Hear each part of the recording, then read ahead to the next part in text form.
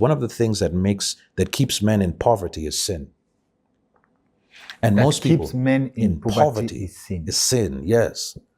A lot of people never make the connection, but there is a direct correlation between sin and poverty. Yes.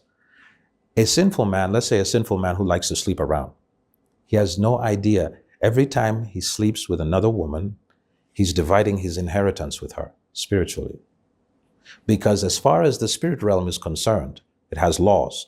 And whoever you sleep with, that's your wife. Rudi nyuma kidogo. Let's follow. In other words, she might not have been supposed to be your wife according to the plans of God, but you went and decided to sleep with this woman.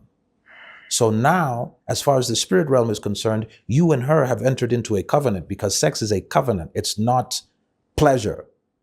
It just happens to feel good. But don't get it twisted. This is a covenant.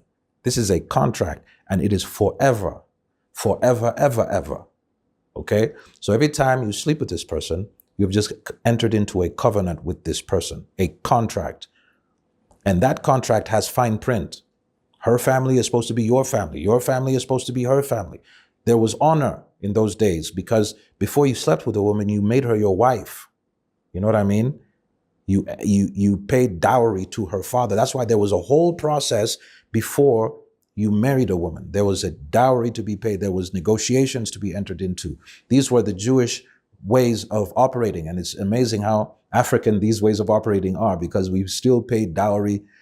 You know, I even paid dowry to my wife's dad before we entered into negotiations. It was a big deal. There was a traditional wedding, and then there was an actual wedding, you know, in the church. So there was a process before you just jump in the sack. You know what I mean? Now, what Satan has done is made sex so casual that everybody has no idea of the details of the contract.